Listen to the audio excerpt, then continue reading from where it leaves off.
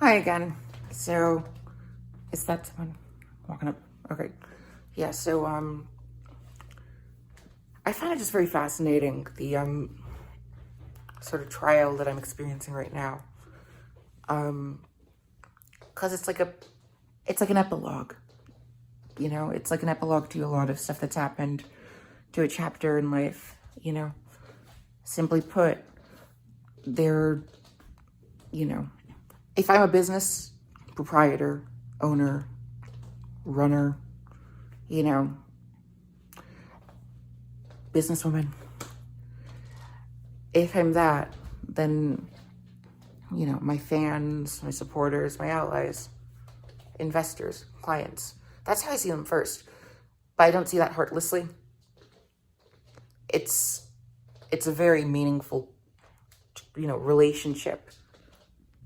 I mean, you know what I mean. Anyone who owns a business runs on people who support it, who, whether it's fiduciary support, whether it's diplomatic support, whether it's, giving a good word for you or being on good terms with you, you being on good terms with them.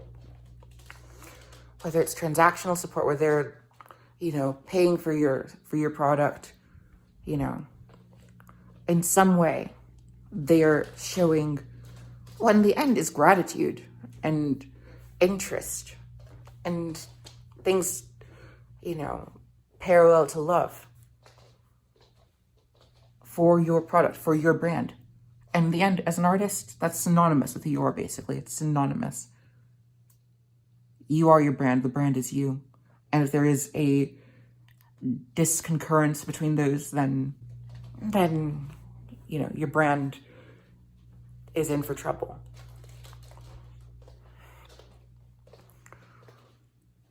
At the end of 2018, early 2019, I amassed, I'm not sure what the number is, I didn't take a final picture, but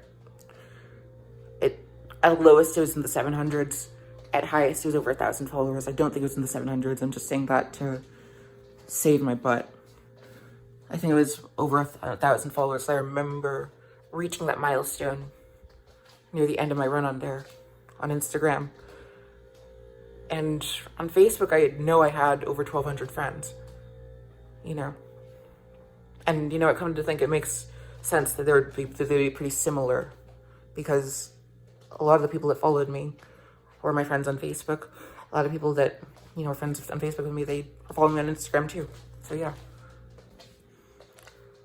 My friend Sean just commented on my post. I don't know. It was, I actually do. I knew what post it was. I posted something that was like, I'm insecure, stuff like that, But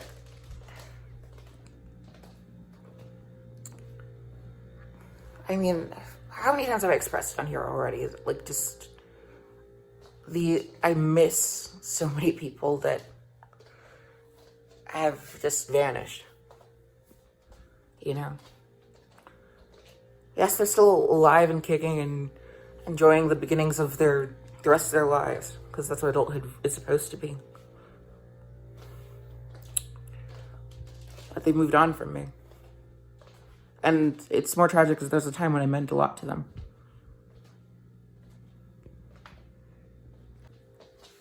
But if I still mean a lot to them, there's a lot of lack in how they're showing it. Because, they're not showing it, They're showing it through silence. I probably am in their prayers and stuff, and hopes and, best wishes. But few have reached out to me from TCNJ at this point, not since 2018 or so. The few people who were friends with me in 2019 from TCNJ, by and large, have moved on. Haven't spoken to them well since that year, you know, wow, minute flies. Okay. Here comes the timer. And, you know, these are people that I shared my, like, goodness, there was a time I didn't look like this, you know?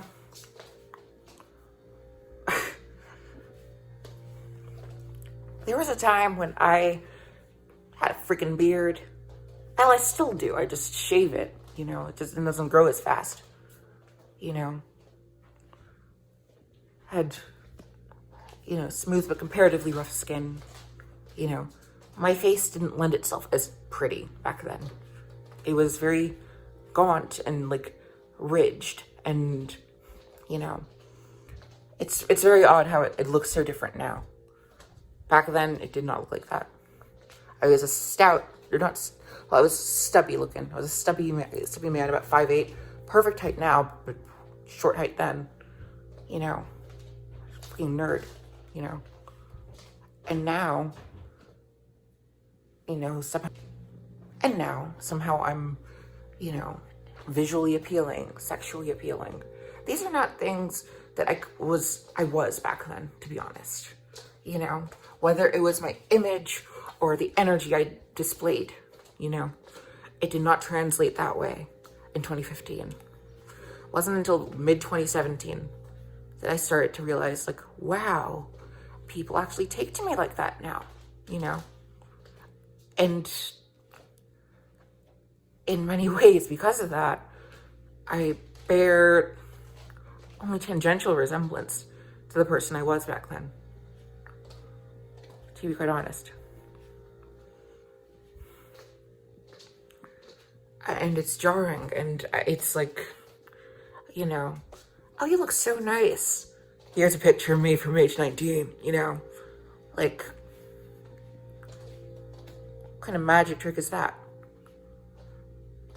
Oh, the irony.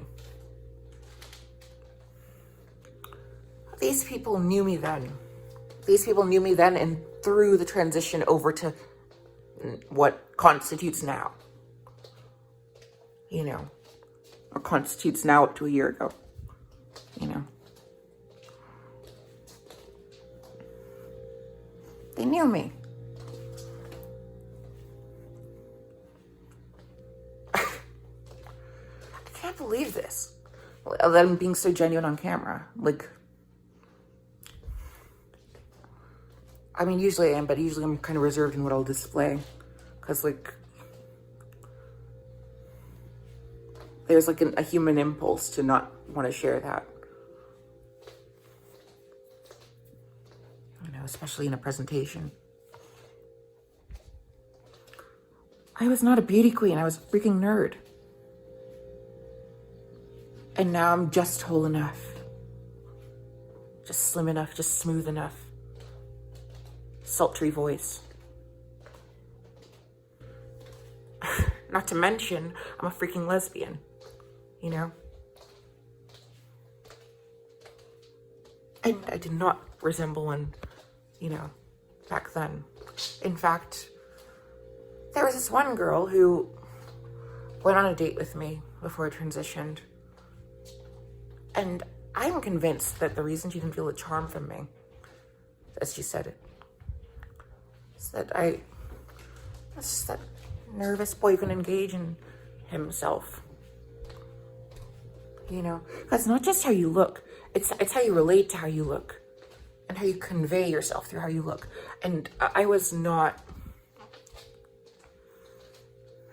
there was no sexual integration there. Certainly not as now. You know, if there is now, I mean, there is now, but goodness, it's not perfect harmony. Definitely some chorus tones going on there. And the thing is, if you find out that I'm a transgender woman, suddenly you can break me down and say that, like, oh, cool story, bro. You know? As though that's actually how you take to me.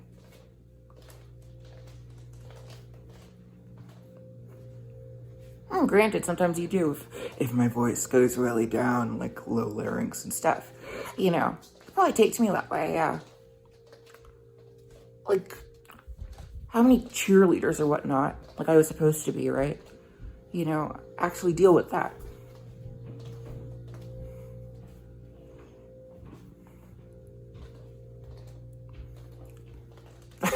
I can't take this seriously. I can't, but like no, I am taking it seriously. It's just, it's hard for me to like, you know, it's like, this is my life. Nothing else. This is my life. And like, were I cis, you bet I would have been such a bitch in high school, to be honest. Or maybe not. I don't know. I would have grown out of it. I'm a freaking closet queen, you know? Just on the other side. Maybe I wouldn't be. Like, I don't know. I probably would have been, you know, bullied for that or something. I don't know. I was born in 1996. So, when I was in middle school, you know, the word GSA wasn't a household name in liberal sections of the country. You know, so much has changed. You know, I had a classmate who, you know, was fairly good friends with me, somewhat good friends with me, yeah. And he was so bullied. He was taller than everyone, but he was so bullied because he was so feminine. You know, in fact, every year he would like cross-dress for Halloween and like, you know, in like a really extravagant outfit. And because he was like 6'3" or whatnot, he'd stand out like a sore thumb back then, you know, even though he was so beautiful, you know, and everyone recognized that now.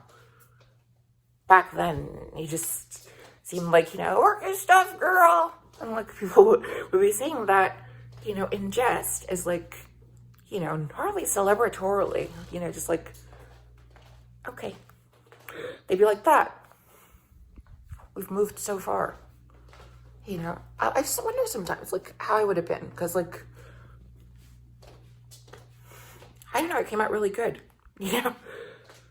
Is it narcissistic to say that? Probably a little bit. But I'm willing to say it, you know. Starting from July 2017, people took to me in a very different way from how they did a year prior. And I definitely sold on that. It was powerful, and it was new, and it was fresh, and it was really cool. I was really grateful. And suddenly it was mine. It's mine to revel in. My beauty, my charisma, my charm. You know. And even then, my voice wasn't even this high back then, you know. You know, and sometimes it's not. Sometimes I'm like really tired and like I can't do it. But like, you know, people really took to me in a way that they couldn't have in 2016. I was very clearly a man in 2016 to people, you know. And I'm clearly not one. Goodness, that did some damage.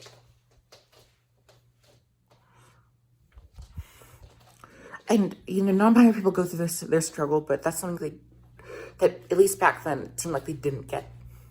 They didn't understand that fully. Like, they just understood that, like, gender is a confiner.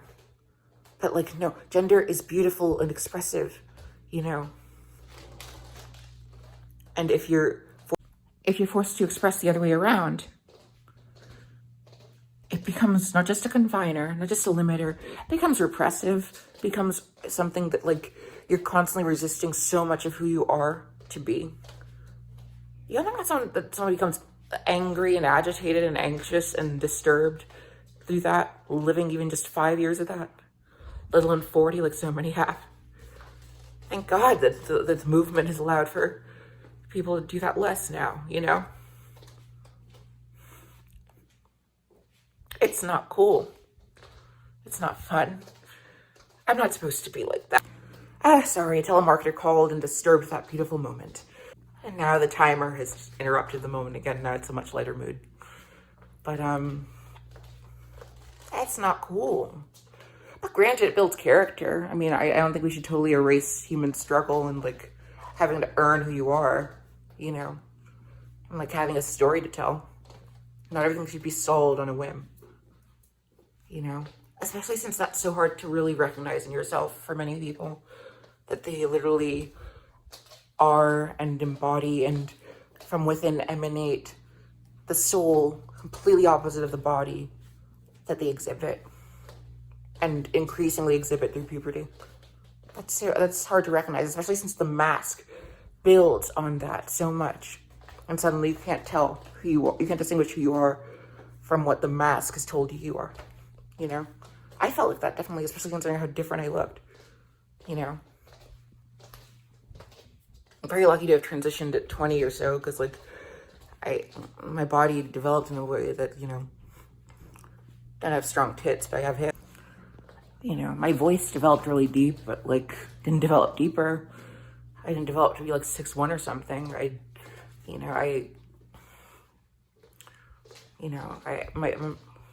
My shape's nice, you know, thank God. Because that's all it's about. No, of course not.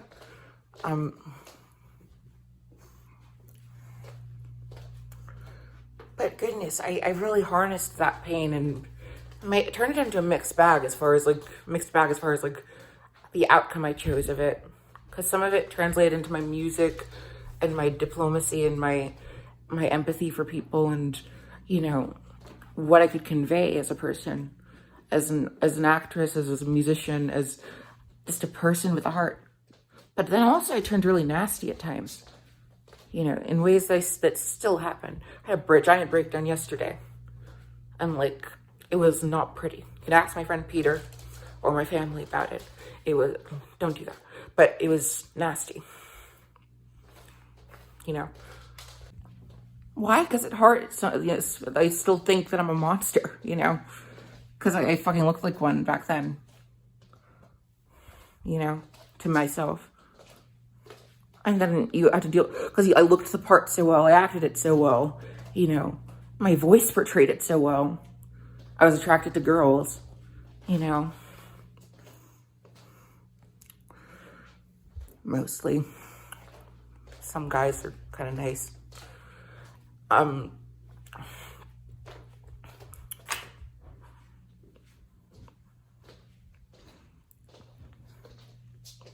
What was I talking about?